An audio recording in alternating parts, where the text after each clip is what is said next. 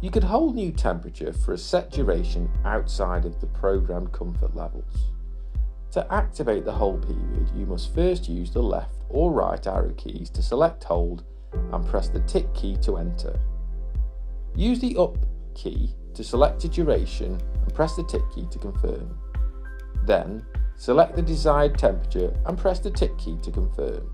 Once the chosen time has elapsed, the thermostat will resume normal operation. To cancel, use the arrow key to select hold and press the tick key to enter. Using the arrow key, select cancel and confirm by pressing the tick key.